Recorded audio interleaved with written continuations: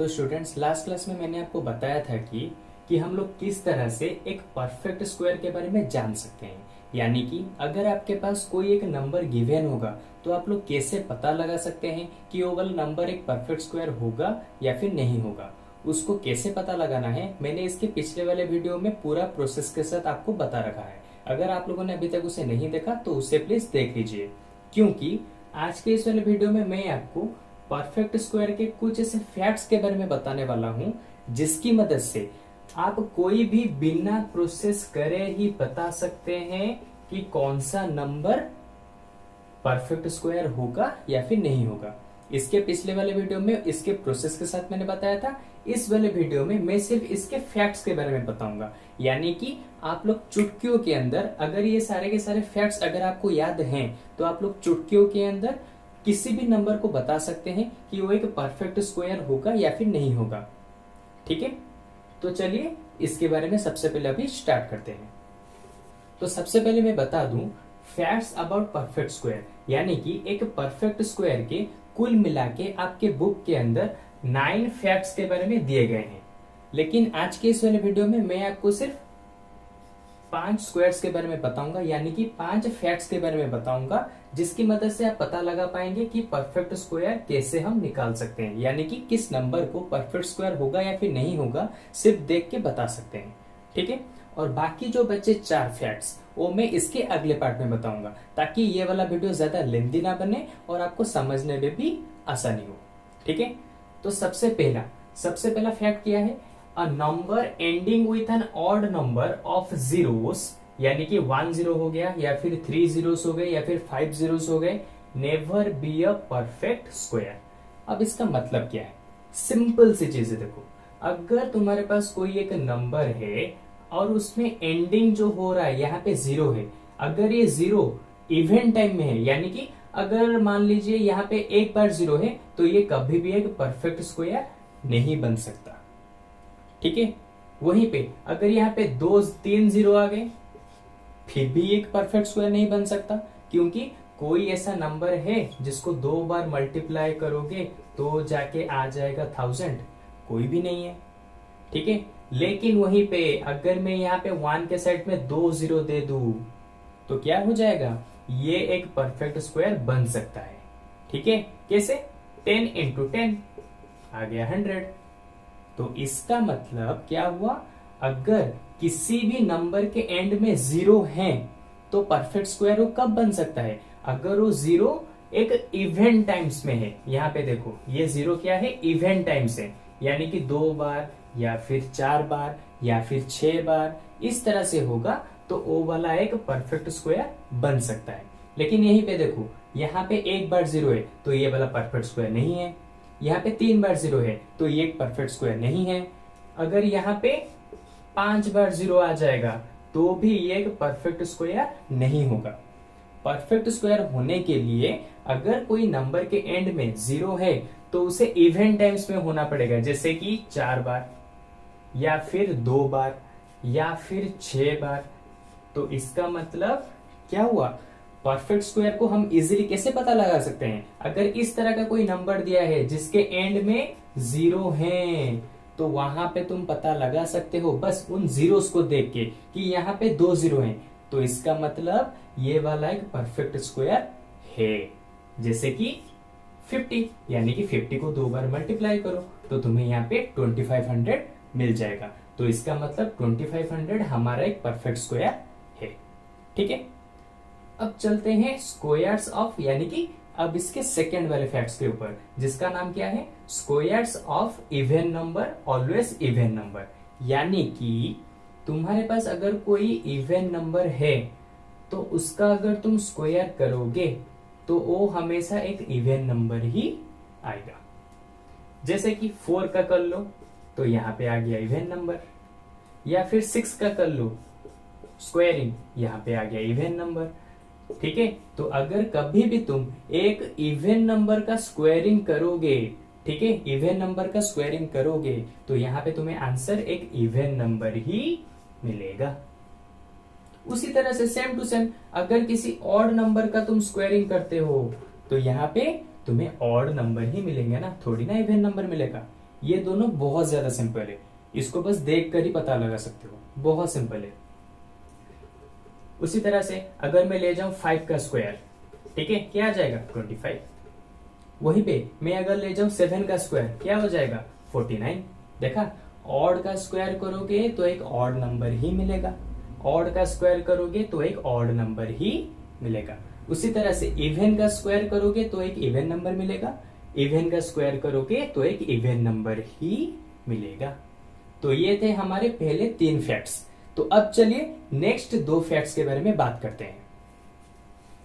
अच्छा, तो अब देखिए 4th नंबर वाले फैक्ट्स में क्या बता रहा है, the number ending with 2, 3, 7, 8 are not perfect squares.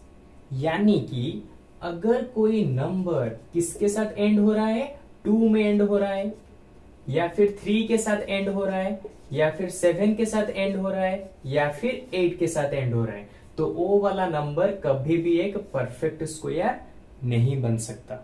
ये तो बहुत ही इजी था, आपको बस देखना है एंड में क्या, एंड में 2, 3, 7, 8 अगर ये चारों हैं तो कभी भी वो एक परफेक्ट स्क्वायर नहीं बन पाएगा। ठीक है, 4th वाला जो फैक्ट है वो बहुत इजी है, इस बस चारों नंबर को याद रखना है और आपके सामने कोई भी अगर नंबर दिया है तो वहां से पता लगा सकते हो कि ये एक परफेक्ट स्क्वायर होगा या नहीं होगा। कैसे, एंड वाले नंबर को देखो, 7 दिया है, अरे 7 अगर होगा तो परफेक्ट स्क्वायर तो नहीं होगा, इसके फैक्ट्स में दिया है तो इसका मतलब ये परफेक्ट स्क्वायर नहीं है। इस तरह से आप लोग चुटकियों में यानी कि बिना प्रोसेस के पता लगा सकते हो कौन सा वाला परफेक्ट स्क्वायर है, कौन सा वाला नहीं है। ठीक है, तो ये है इसके सारे फैक्ट्स। और प्रोसेस के साथ आपको कैसे पता लगाना है, क्योंकि क्वेश्चन में हो सकता है आपको पूछा होगा प्रोसेस के साथ बताइए परफेक्ट स्क्वायर कैसे निकालें, या फिर डायरेक्टली 1 मार्क के क्वेश्चन में भी पूछा होगा कि ये वाला नंबर परफेक्ट स्क्वायर होगा या फिर नहीं होगा। तो अगर आपको सारे के सारे फैक्ट्स याद होंगे तो आप लोग इजीली चुटकी के अंदर ही बता सकते हैं ओ वाला एक परफेक्ट स्क्वायर होगा या नहीं होगा। ठीक है, तो अब चलते हैं 5th नंबर वाले फैक्ट्स के ऊपर, और वो वाला क्या है, the squares of a number of other than 0 and 1 is either a multiple of 3 or exceeds the multiple of 3 by 1। यहां पे ये क्या बोलना चाहता है, थोड़ा सा कॉम्प्लिकेटेड है, इसको मैं इजी कर देता हूं। यहां पे ये बोल रहा है आप लोग किसी भी नंबर का स्क्वायरिंग करें, किसी भी नंबर का स्क्वायरिंग करिए, उसका जो आंसर आएगा या तो 3 का मल्टीपल होगा, ठीक है, या तो 3 का मल्टीपल होगा या फिर 3 के मल्टीपल से एक ज्यादा होगा, exits 1 of मल्टीपल ऑफ 3। ठीक है, इसको समझाने के लिए 2-3 एग्जाम्पल दूंगा, इजीली समझ सकते हैं। ठीक है, कैसे, देखो मैंने क्या कहा, किसी भी नंबर का स्क्वायर करो, या तो 3 का मल्टीपल होगा या फिर और क्या हो सकता है, वो 3 के मल्टीपल के साथ 1 मिलाने पर वो नंबर आता होगा, जैसे कि, लेकिन कंडीशन क्या है, 0 और 1 को छोड़ के। ठीक है, तो कौन कौन से नंबर बचे देखो, सबसे पहले मैं 2 को लेता हूं, 2 का स्क्वायर करेंगे कितना आया 4। तो अब देखो 4 को कैसे लिख सकते हैं, 3 + 1। यहां पे 3 क्या है, एक मल्टीपल नहीं है। ठीक है, यहाँ पे 3 एक मल्टीपल होगा या फिर नहीं होगा, उसने पहले से ही कह रखा है किसी भी नंबर को मल्टीप्लाई करो, उसका जो आंसर होगा, ठीक है, ये वाला जो आंसर होगा ये तो डायरेक्ट 3 का मल्टीपल होगा। अगर ये डायरेक्ट 3 का मल्टीपल नहीं है, जैसे कि 4 3 का डायरेक्ट मल्टीपल नहीं है, तो क्या हो जाएगा, ये वाला हो जाएगा, exits 1 of multiple 3, यानी कि 3 के मल्टीपल से एक ज्यादा होगा। ठीक है, अब ले जाते हैं एक और एग्जांपल, 3 का स्क्वायर क्या हो गया 9, देखो डायरेक्ट मल्टीपल, तो ये वाला हो जाएगा 3 का मल्टीपल, देखो कंडीशन सेटिस्फाई कर रहा है। ये वाला एग्जांपल हो जाएगा इसके लिए, क्योंकि यहाँ पे 3 के मल्टीपल के साथ 1 को मिलाओ, ये मिल जाएगा, यहाँ पे ये डायरेक्ट 3 का मल्टीपल्स है। उसी तरह से एक और नंबर लेते हैं, 5 का स्क्वायर कितना आ जाएगा 25 यानी कि हम इसको कैसे लिख सकते हैं, 24 + 1। अब देखो ये जो 24 है ये 3 का मल्टीपल्स नहीं है, इसने नहीं कहा था, क्या कहा था इसने, आंसर जो होगा या तो हमारा डायरेक्ट 3 का मल्टीपल होगा, जैसे कि यहाँ पे ये 3 का मल्टीपल नहीं है तो ये तो नहीं होगा, तो फिर कौन सा वाला होगा, ये वाला होगा, यानी कि एग्जिट्स 1 ऑफ मल्टीपल ऑफ 3, यानी कि 3 के मल्टीपल में 1 को मिलाने पर वही आंसर आएगा। ठीक है, और एक एग्जांपल चाहे तो उसको भी ले सकते हैं, जैसे कि 6 का ले जाते हैं। 6 का कितना आएगा स्क्वायर, 6 का स्क्वायर करेंगे आ जाएगा 36। ये तो डायरेक्टली क्या है, 3 का मल्टीपल है, इसको देखने की जरूरत नहीं।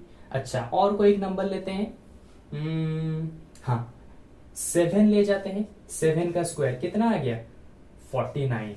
अब तुम बोलोगे सर ये तो 3 का मल्टीपल है ही नहीं। ठीक है, तो फिर अगर ये वाला नहीं है, मैंने पहले ही कहा था किसी भी नंबर का स्क्वायरिंग करोगे जो आंसर आएगा या तो वो 3 का मल्टीपल होगा। अगर ये 3 का मल्टीपल नहीं हो रहा तो और क्या होगा, 3 के मल्टीपल के साथ 1 मिलाने पर ये आ रहा होगा। अब देखते हैं, अगर ये नहीं हो रहा तो इसका मतलब ये वाला किसको सेटिस्फाई करना चाहिए, इसको। कैसे करेगा देख लेते हैं। 48 प्लस 1, देखो ये वाला एक 3 का मल्टीपल नहीं है। कैसे, 16 इंटू 3, ये वाला 3 का मल्टीपल नहीं होगा। 16 इंटू 3 करने पर 48 आएगा, इसका मतलब 48 हमारा एक 3 का मल्टीपल हो गया। अब 3 के मल्टीपल के साथ 1 को मिलाओ, आ गया 49। तो इन सारे एग्जाम्पल से हमें ये पता चला वो नंबर चाहे कोई भी हो, कैसा भी नंबर हो, 2, 3, 4, 10, 15,000, 10,000, कोई भी नंबर हो, किसी भी नंबर को स्क्वायरिंग करोगे तो वो 3 का मल्टीपल, उसका जो आंसर होगा या तो 3 का मल्टीपल निकलेगा। अगर 3 का मल्टीपल नहीं हो रहा तो और क्या होगा, 3 के मल्टीपल के साथ 1 मिलाने पर भी वही आंसर निकलेगा, जैसे कि हमने अभी यहां पर देख लिया इसके एग्जाम्पल की मदद से। ठीक है, अगर इसमें रिलेटेड कुछ और भी डाउट्स तुम्हें आते हैं तो तुम क्या कर सकते हो, कमेंट सेक्शन में पूछ सकते हो। वहां पे मैं इसके रिलेटेड और भी अच्छे से दूसरे वीडियोस को अपलोड कर दूंगा। ठीक है, तो मैंने पहले ही कहा था इसके 9 टोटल फैक्ट्स हैं, जिसके कि 5 फैक्ट्स के बारे में इसी वाले वीडियो में मैंने बता दिया, और बाकी जो 4 फैक्ट्स बचे हैं उनके बारे में मैं नेक्स्ट पार्ट में बताने जा रहा हूं। ठीक है, यानी कि बाकी के नेक्स्ट वीडियो में इसके चारों पार्ट्स के बारे में, चारे फैक्ट्स के बारे में तुम लोगों को देखने को मिल जाएगा। ओके, तो वहां पर तुम उसे देख सकते हो, और इस तरह से इसके सारे के सारे फैक्ट्स को याद रख के तुम किसी भी नंबर को बता सकते हो वो एक परफेक्ट स्क्वायर होगा या नहीं होगा। ओके, तो चलिए मिलते हैं नेक्स्ट क्लास में।